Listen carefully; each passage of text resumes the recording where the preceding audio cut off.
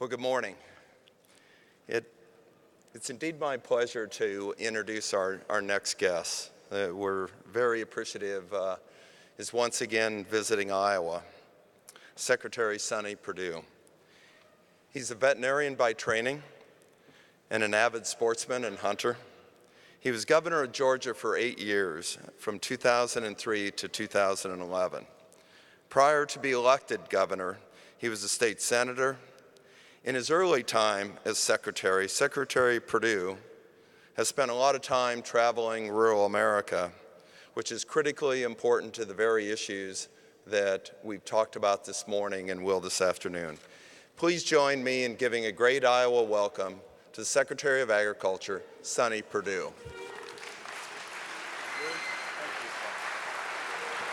Good morning.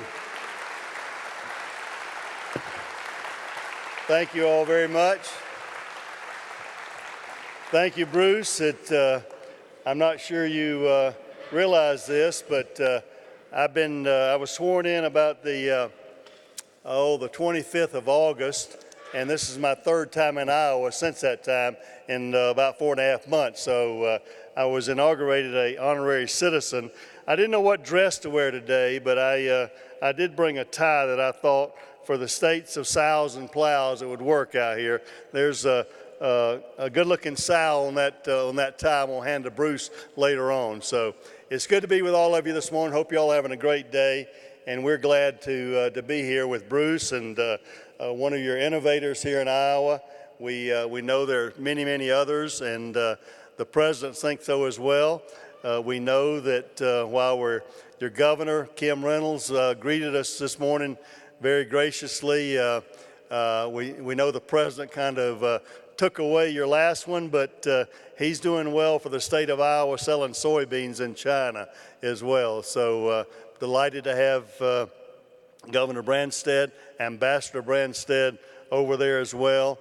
I know that your longtime senator, Senator Grassley, has also been with you this morning. I don't know where he is right now, but Senator Grassley, I hope you realize that this boy from south of the Mason-Dixon line kind of knows what corn and beans are about all now. So we're happy to have you here and happy to be here with all of you. And I just visited with my good friend, Senator Make 'em Squeal Ernst there. So Joni, glad to be here with you. I may bring you one of these hog ties too, since you know all about that as well. But Congressman Young, I think, is going to join us. We are, what brings us to Iowa here is we're really on a upper Midwest tour called Back to the Roots. As Secretary of Agriculture, I knew before I got there, but I've learned more even so now that not all wisdom resides in Washington, D.C., particularly when it comes to ag policy. You know that Senator Grassley and Senator Ernst and Congressman Young take a lot of your input back and common sense, but we wanted to get out here as we look to advise and consult and counsel the Congress on the 18 Farm Bill about what's really on the mind of real farmers out here, and what do you want, what do you see, what do you need, what's working, what's not working, and how we can listen to you and take back those things that make a difference. I think you Iowans chose very well with President Trump, because the first day I was sworn in on April the 25th, we had convened a roundtable of farmers, producers, foresters across the country. Just 12 to 15 of us there. Zippy Duval, the National Farm Bureau president, was there, American Farm Bureau president, and but other dairymen and produce and cash grain farmers and pork producers and others were in there, where the president acknowledged the issues of the backbone of the American economy being agriculture. He acknowledged it had been for a number of years. While we talk a lot about the angst of American manufacturing, he has a good understanding of what has gone on and how American agriculture has kept us afloat for exports for a number of years. So he's recognized that by plucking your governor out and putting him in one of our most important, our number one ag customers, China, and where he's doing a great job. Shortly on July 4th weekend, I met Ambassador Branstad in China as we celebrated the beef coming back into China after 13 years. He was there graciously, and his relationship with that market, with that leadership, and what you Iowans have done in cultivating that relationship over the years has been phenomenal in the number 2 economies in the world getting together, understanding how we can trade better, the things that we do well, soybeans, pork here, corn, DDGs, other things, how we can penetrate that market, because the good thing is the Chinese customer is not the issue. It's the trade imbalances and trade issues that we have and the barriers of getting in there. They love your U.S. products. They love our U.S. products. They love that USDA stamp of approval. And we went through grocery stores, and people would ask us what products we recommended because they trusted the American consumer and the advantage we've had for American products for a long time. Also in the USDA, you know that you got a couple other folks that we're really hoping can join us in Washington to bring that good common sense, salt of the earth, dirt under the fingernails kind of ag experience to the USDA. And we're hoping that we can have them there very soon where they can help us create policy, implement common sense policy that makes a real difference in how we perform. The good news about the president and the cabinet he's associated and assembled, it's probably the best interactive team. The executive order that he signed on that first day in that meeting with the farm group was a interagency task force on rural prosperity. And the president's concerned about our rural areas, our farming areas, what happens not only productivity-wise, but socially out here. Things like broadband and the kind of things we need. He has a firm understanding about what the precision agriculture needs of today are, about how we do better, how we make better decisions, how we use less inputs, how we are better environmental stewards as we have those kind of technologies. So when you see his infrastructure bill coming out here very soon, you'll see a real emphasis on rural prosperity, rural infrastructure. And fortunately, USDA is taking a lead on the rural aspect of that infrastructure bill, where we're going to deal with asset classes just like some transportation, but broadband capabilities, the power grid and power needs that we have out here, as well as other types of water and wastewater and controls. And while we're speaking about that, I think we all know the issues that farmers have been under, the anxiety for a number of years now with the Waters of the U.S. rule proposed. And the other good thing about our cabinet members, the USDA secretary and the administrator of the EPA have become best buddies because they play in our business a lot, and we want to make sure they know how farmers feel about these products. So I'm glad that Scott Pruitt, the administrator of the Environmental Protection Agency, has already had the courage to suspend that rule, look at it again, to make sure that every little mud puddle in Iowa is not claimed as the waters of the U.S. So we're working together tightly, not only I think that deserves applause, and Scott and I communicate on a regular basis about these kind of issues as we look to identify where those regulations should be and how they should go. The other thing is the president's very focused on is certainly another entity that creates a lot of issues among our farmers, and that's the Corps of Engineers. I think people in Washington or the administration is about to figure out that maybe this organization might have gotten out of its lane around it from its original intent and needs to be reined back in a little bit.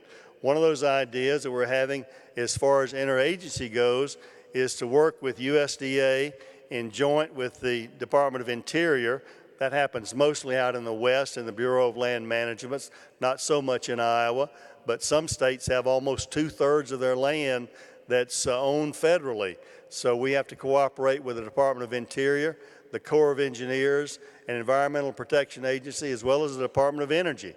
So when you get those agencies working together, we hope to actually co-locate in some joint areas where you don't get one answer from one agency and another agency says no, one says yes, and you're caught in the middle. We know in agriculture we've gotten some of those mixed signals before, and they've been very frustrating about how we move processes just from drain tiles and other types of issues there. So I'm hoping you can have a more focused administrative idea and more regulatory environment. As I visited with Congress prior to my confirmation for those 3 months, I heard really 3 things that are no different than you're going to be on your 3 top, and that's trade. Certainly we've got to sell more, immigration and farm labor, and then regulatory environment. The President has already charged us in an executive order to go through every agency and to look at every regulation that is an impediment to productivity in America. Guess what? We're up to 250 in the USDA already, and we're going to be culling those out, just like Scott is working on the waters of the U.S. We're going to be looking at these things that are a hamper and a damper on your productivity out there. So one of the hallmarks of this administration, and many people have said it as farmer, and I know I've said for a long time, I'm not concerned what you do for me, it's what you do to me that bothers me. So I think in this deregulatory environment, you're going to see a president and an administration that's looking to unburden and to liberate Americans once again to do what they've done always, and that's to create and to innovate and to produce in a way that is pretty magical concerning the way the world looks at our productivity. I've told the President we see great products around the building here today, great manufacturing products, but there's a lot of anxiety over manufacturing jobs having been lost in America. But you don't hear that about farming, because when you look at our farming trade balance, we have a surplus. And I've told him, I said, I think if you had the amount of basic research, applied research, and the extension service to deliver that, you wouldn't be hearing or seeing the same angst about manufacturing, because you look at the productivity that the American farmer and producer, rancher has had over the last 50 years. It's the best example of a manufacturing process I've ever seen that's superior to anywhere in the world, taking the whole ecosystem from research and development, from all the way through production, what you all do each and every day, through the processing, the logistics, and the transportation, the exporting. Nowhere in the world can compete. That's what the President wants to see unleashed in America throughout the economy. You all are an example, and I'm advocating on your behalf every day to say, look at what American agriculture has done. How can we do that in the rest of the economy with risk takers and freeing people? It certainly depends on tax policy. It depends on other policies and other regulations that we can do to make that happen. So we're delighted to be back in Iowa again. I had the opportunity early on to be my first stop up in Nevada with the Cowsers Farm, a very high-tech cattle farm with great environmental records there, and a great innovative farm family that we were delighted to be. Secondly, we came to Des Moines with the President there at the Technical College, and we also saw some of the students in the education for Iowa and how we create that next generation of people. So we're out and about.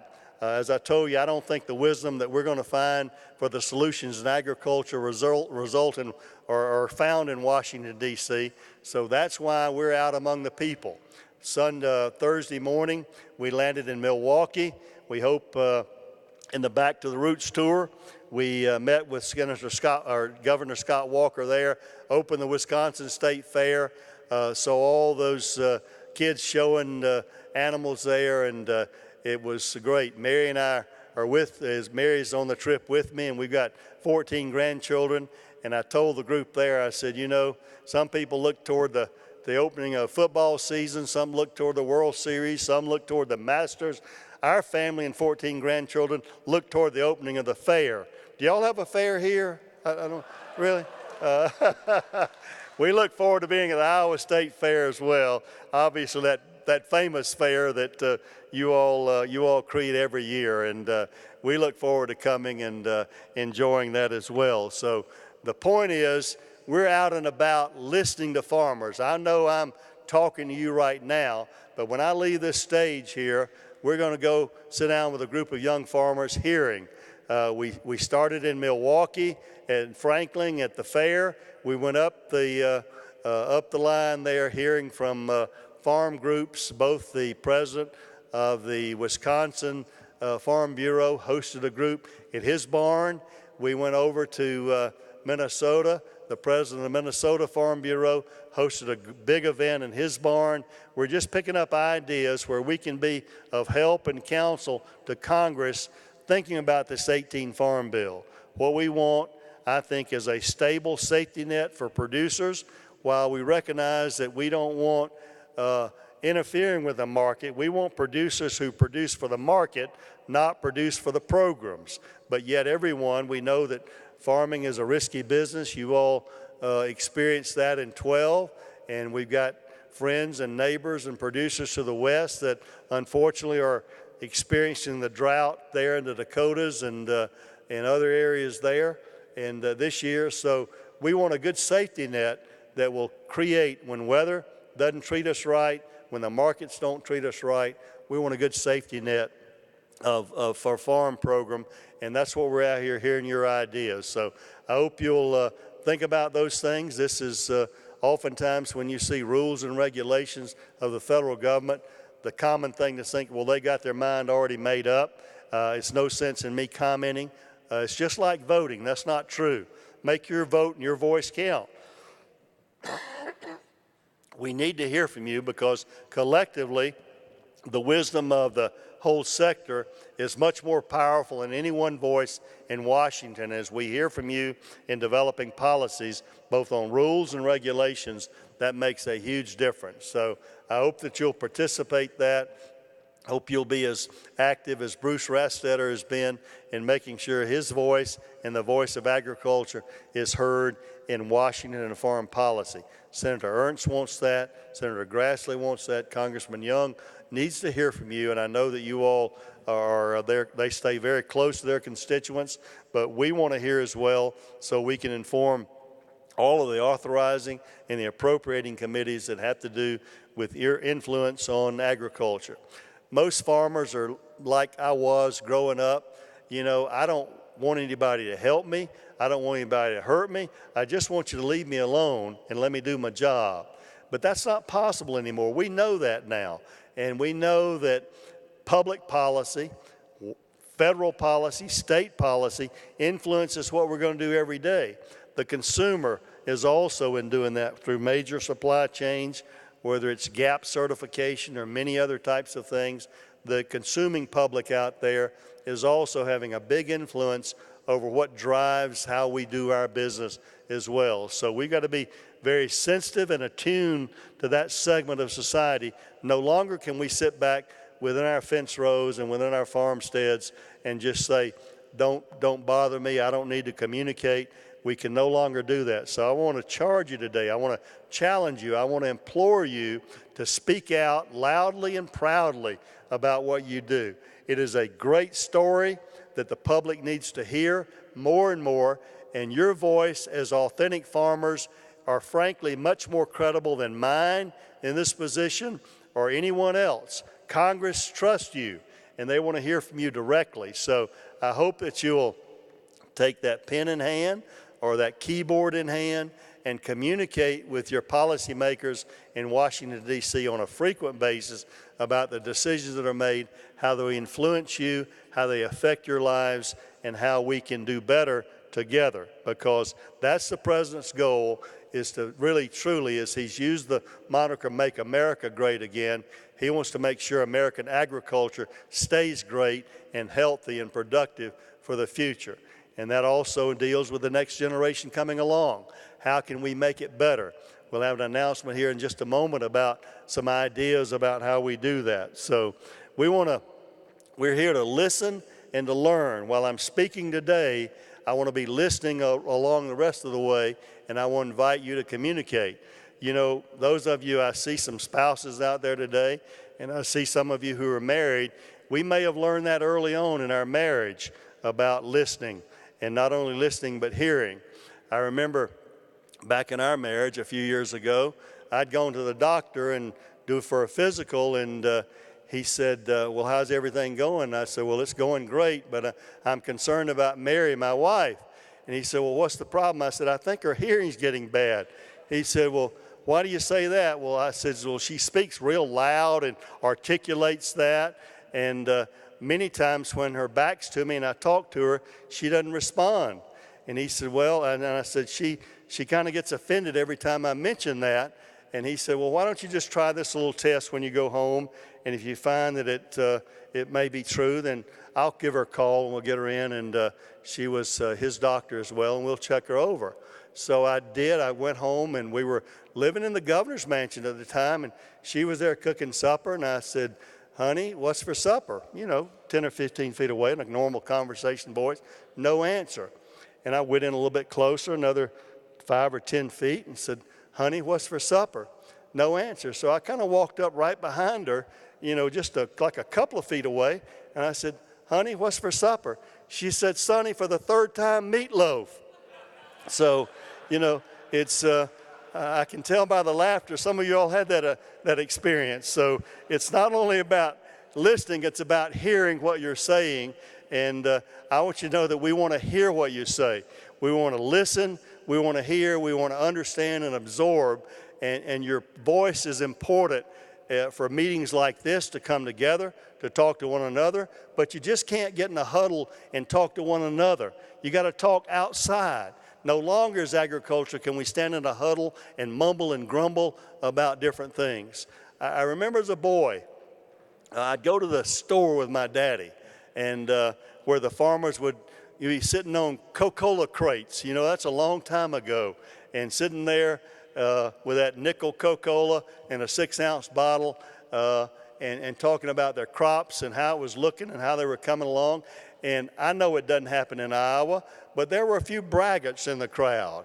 And, you know, you can just see sitting around, 8 or 10 farmers sitting around there talking about how much they made of this, how many bales of cotton they made, and how many pounds of peanuts they made, and how many bushels of corn and bushels of beans they made. And, you know, you always had that one that would kind of sit back over there and wait till everybody got finished, right? And then he would announce what he made. And so, and obviously, invariably, it topped everybody else's. And you just knew that was going to happen. It was kind of, even as a child, I could watch that dynamic and be interested in the human relationships there, what was going on. But my father, he wouldn't speak up very much. And I remember one day asking him when we went to the pickup there and got in the pickup, and I said, Daddy, our crops are great this year. Why don't you tell them about what we're doing and how they're turning out and all that? And he looked at me and he said, son, you got to learn something. He said, they're all farmers. He said, they can ride by and see what you're doing.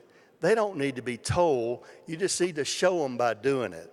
And that's really the answer. That's what American agriculture has done. We've got to show the world what we're doing by how we're doing it and how well we're doing it. And not only do we have to show the world, we got to show our policymakers in Washington, D.C. the productivity of American agriculture, how you're doing more production now with less inputs, how you're better, even better stewards of the land than you've ever been before, regarding runoff and the program here with your Secretary Bill Northey over the water runoff and phosphate control and all those nutrient controls that we're doing here. We got to tell that story, and we want to tell it well. I want to be your advocate when we have those good news stories out here about things that are happening. If you look at the hysteria of the internet, you think we're just all failing, and we know that's not the case. American farmers, ranchers have produced the most abundant, safe food supply the world's ever known, and yet you wouldn't think that was the case. I kind of go back to something I say often with a lot of applications, and that is that I call it a Chinese proverb. I don't know whether it is or not, but it sure makes sense like it would be a proverb. It says, when man has not enough to eat, he has one problem. But when he has enough to eat, he has many problems. And that's what happens to American society today. They got many problems out here because we fed them so well for so many years, they've taken it for granted. And that's a good thing. We want our customers to take us for granted, but then not to develop other hysteria about issues that are concerning us. So we want to work with you in those areas to communicate the great message of agriculture. We've got a plan that we'll be rolling out this fall about really how to engage the youth of America through our youth organizations, FFA, 4-H, about communicating that to their peers, this next generation coming up, the millennial generation. You had a great example here recently in a great company, a good company, an innovative company here in Iowa, BPI, and a great leader, a great innovator, and how they were slandered by the news media over a period of time, and they had to go to court to reclaim their name, their reputation, and fortunately they recovered a little bit of money as well. So those are the kind of things we got to stand up to in American agriculture. Don't let people lie about us without challenging them. And we want to engage this young group of social media guys that have accounts, Twitter accounts, Instagram accounts, Snapchat accounts to help us communicate the great message of agriculture. So we look forward to developing that program with our youth. We're going to probably roll it out at the FFA convention there about how we're going to do a better job communicating the great story of American agriculture. Along those lines, we talked about the next generation, and that's very important. You all are concerned about trade, you're concerned about immigration, you're concerned about regulation, but we're also concerned about the next generation and how we can make sure. We know the statistics. More of you out there look like me than my children or grandchildren. And we know that farming is aging, and the barriers to entry of farming, the capital barriers are increasing. How can we do the things that make sense to let other farmers, young farmers who are, we're graduating some bright young people from our ag colleges, from our land grant institutions that have a passion to do what you've done for their career and making it even better and producing food for the world. The challenges in agriculture are opportunities for growing a world-class system of production that's going to feed a very hungry world here in 30 years. If you look at the demographic growth, we're going to have to do more in the next 30 years than we've done in the last 200 to continue to feed this world. That's going to take bright, innovative, talented, passionate young people. How do they get into the industry? And we want to help them in USDA with various programs, and we want to help them with various capital aspects. Just this morning, I was just up in the road coming from Minneapolis last night where we stayed. We stopped by some friends up the road in Sheffield, the Sukup family. Just a great inspirational story of how Eugene and Mary Sukup about 55 years ago started that family company just over innovation with a little auger concept there.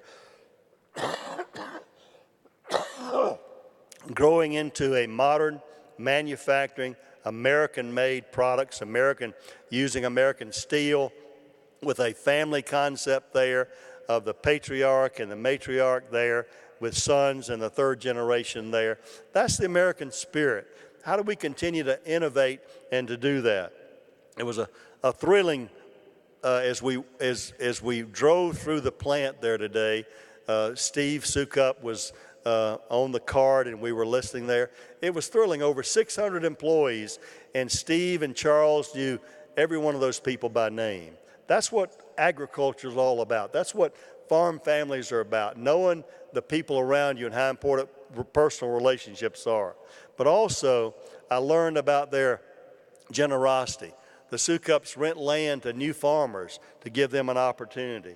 And we know in any industry, but in agricultural especially, shepherding one generation to another is our responsibility. It's like a CEO preparing for succession. What are we going to do? What's that estate plan? How are we going to get that next generation farming that fertile Iowa ground? And it's vital to the growth and success of new and beginning farmers, but to our farming and agriculture in general. So new farmers, veterans, those who are transitioning to agriculture from other careers face distinct challenges. They need land, they need equipment, they need access to capital, and they need someone to turn to with their questions. They need the wisdom of people who've gone before and whose shoulders on whom they stand to help them and guide them and be able to ask those questions. So today, I'm very pleased to announce that USDA is entering into a new partnership for mentoring new and growing farmers, ranchers, and agribusiness entrepreneurs. Oftentimes, we see young kids have grown up on the farm. They know how to produce. They know how to grow things. They know how to make stuff grow. But do they have a business concept? Do they know cash flow? Do they know business models? Do they know capital requirements? Do they know budgeting? Do they know those things? We're signing a memorandum of understanding today with SCORE. You may be familiar with SCORE, you may not be. It's the Service Corps of Retired Executives, people who've been in the business world who are now volunteering their time to mentor young people in business. And I'm just happy to have their involvement in agriculture, helping teach our young people good business principles. It's a nonprofit association providing education, training, mentoring for small businesses to increase their likelihood of success. So it's another milestone moment in building that legacy for agriculture. We're starting it right here in the great state of Iowa. I want to thank our Small Business Administration for helping make this partnership happen. They have an ongoing relationship in other sectors with SCORE, and now we're expanding it with a memorandum between the USDA, SCORE, and our young farming community. The Chief Operating Officer of SCORE, Steve Records, is going to join me here on the stage in a few moments. SCORE has a 50-year track record of helping small businesses thrive and expand and grow, and now it's expanding its nationwide network of 11,000 mentors further into agriculture, where you know better than I do, agriculture is a business. It's not really a small business any longer when you see the price of these great equipment we see here, the combines that we have to fill, the land, the rent, the inputs of fertilizer, seed, and other things. It's a business, and it's not necessarily a small business. And when someone with highly leveraged gets in, they can get into trouble very quickly. That's why that safety net of helping young farmers with programs in FSA and others is so important that we help them. But we also need to help them with someone at their shoulder. It may be a parent, a grandparent, or others, and that's great. But for those people who don't have that, we want these scores of SCORE members to come along and to provide mentorship, business advice there. So I believe this initiative will grow into the network of support that already exists and family members. With SCORE and other partners, USDA is working to ensure that we're tapping into that deep well of knowledge that exists within our local communities to support that next generation. So I want to issue a call to action for you as well, to each farmer, to each rancher, to each agribusiness owner or retiree. I'd like for you farmers who are at the dusk of your career, join up and join with SCORE to be a mentor with these young people who would love your advice and your counsel of how they get started. And we're going to make this easy for you. In the corridor just outside the room, SCORE and USDA are ready to sign you up. Think about how you can contribute. You may not have a succeeding generation in your family, but you can help other young people who are passionate about doing what you've done for your career. So before we sign on the dotted line, I want to leave you with just a few thoughts as I've enjoyed visiting with you. As Iowa farmers, you know how to help deliver the American dream. You help feed the world, and I'm honored to be your Secretary of Agriculture, honored to tell your story and the story of American agriculture to the public at large. For me, this is not just a job. Mary and I were pretty happy with our 14 grandchildren at home in our businesses, But this is a mission that we believe we're called to. It's a high calling. I think it's a once-in-a-lifetime opportunity, one to which I am passionately committed. And my mission is to serve you, American agriculture, Iowa farmers, Iowa hog producers, Iowa cattle producers, and all the other diversity of agriculture you have. We want to tell your story and tell it well. We want to make the policies that make sense. We want to get out of the way, out of your way in other areas. So thank you for allowing me to share with you here today. I want to thank Bruce and all of your leaders for inviting me back here today to visit with you, share my heart once again in Iowa at the Iowa Ag Summit. And I want to encourage you, stay by the stuff. Keep doing what you're doing. And as we say at the USDA, our new motto, which you've already been doing, is do right and feed everyone. May God bless you. May God bless the farmers and citizens of the great state of Iowa. And may God bless the United States of America. Now, Bruce is going to come back up and invite our other guests where we can finish our official signing here of this Memorandum of Understanding. Thank you very much.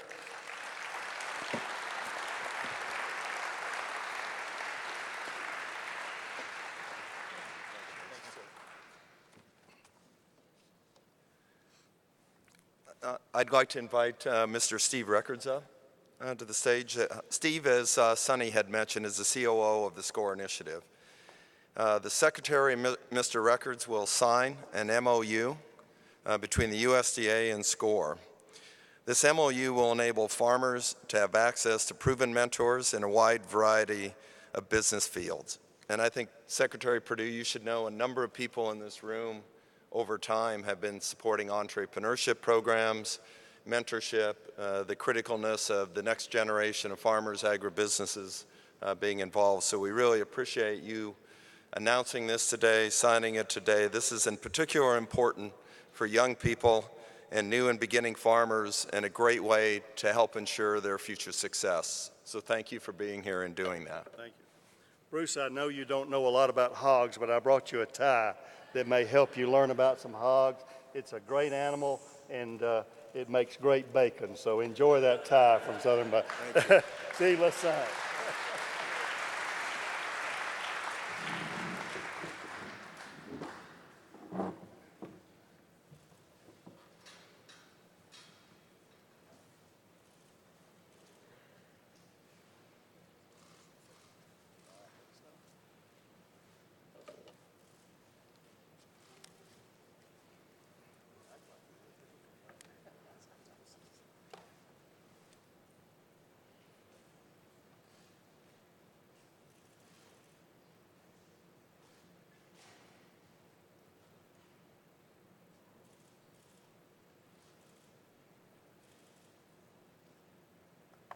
There you have it, the Memorandum of Understanding. And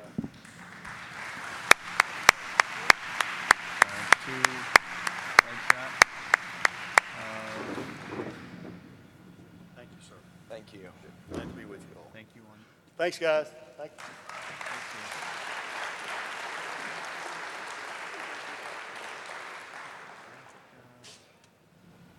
Go ahead and open the voice again, Mike. Ladies and gentlemen, please welcome President of Iowa Farm Bureau, Craig Hill. Okay, stay by 2 to...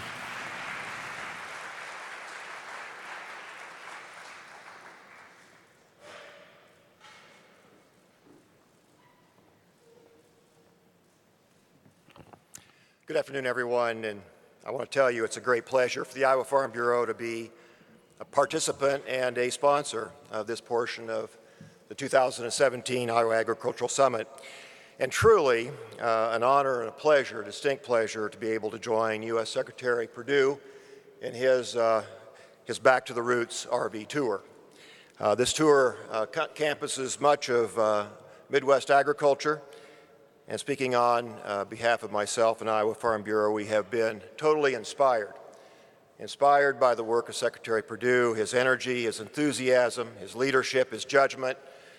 He has done a fantastic job, and he's well prepared for this role, and we're very pleased with the announcement that has just been made today.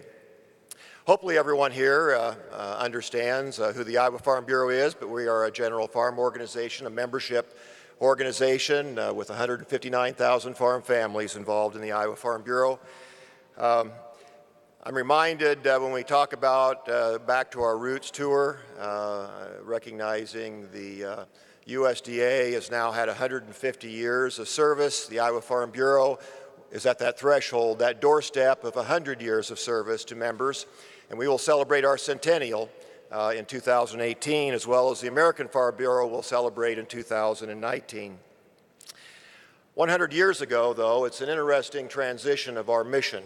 And 100 years ago, when the initial leaders of the Farm Bureau established that mission, they said that we should organize, advance, and improve in every possible way the agricultural industry of this great state of Iowa, economically, socially, educationally, through the united efforts of our county farm bureaus, and we have a county farm bureau in every county of the state. That's when industry, ag industry, was a term of endearment. It was something that we sought. It wasn't disparaged by the critics that we have today in agriculture. Well, the most recent mission that we've had was we are dedicated in Farm Bureau to helping farm families prosper and improve the quality of life. But as we approach this centennial, we've developed a new mission. A legacy planning committee has worked on this new mission, and we're going to unveil that in our President's Conference here in the coming weeks. But that new mission is to create a vibrant future for agriculture, farm families, and their communities. And that's a little bit different, because now we speak about rural communities in our mission.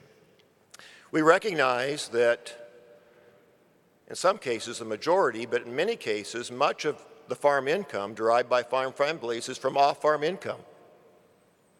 And it's a growing percentage of their income from off-farm sources. 2/3 of our jobs off-farm are small businesses, and we need to support them. We want job growth. We want population growth, income growth, opportunity growth. And while we know that Iowa is, like I've said before, a powerhouse of production, per square mile, there's no state in the union, no state in the country that produces more per square mile than does Iowa. We're number one in the country. California likes to take that distinction in terms of gross receipts, but we got them beat because per square mile, we're more productive, more efficient, and more powerful. So I appreciate this effort by USDA to reach out to rural development. Iowa State University has a class on entrepreneurship. In fact, they were the first Iowa University to have an undergraduate course in entrepreneurship, as well as 8th in the nation in having a doctorate program on entrepreneurship. Econ 334 has about 200 students each year who are touched with that program, stimulating their minds and fostering new innovation. They take business ideas and concepts, develop it into a plan and on into a business, and many of those businesses are developing positive cash flows today. Renew Rural Iowa is an Iowa Farm Bureau program in which we enable business connections and creations, a peer assistance program, providing workshops across the state of Iowa and recognizing excellence with awards and recognition programs. Many state farm bureaus work to receive and welcome back our veterans with unique programs entering ag fields. And the American Farm Bureau has an Ag Entrepreneurship Challenge, which many Iowa companies have won that challenge. Hundreds of thousands of dollars are given away each and every year in a Shark Tank-like experience where you can propose your business concept in front of some experts and win awards. The Farm Bureau will continue to be a partner of USDA, and we will continue to be a growing part of that mission in rural development, supporting rural communities. I want to congratulate our Secretary Perdue on his leadership, but also on his bringing SCORE to Iowa. We think this will be an important program, and we look forward to the rest of the day's events, but also looking forward to helping improve upon that effort that Secretary Perdue said, delivering the American dream.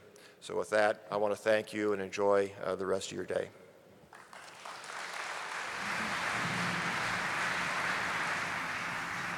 Ladies and gentlemen, we now ask that you enjoy lunch on us. It's in the back of the room. We will resume our afternoon just before 1 p.m. So please, once again, enjoy lunch. Thank you.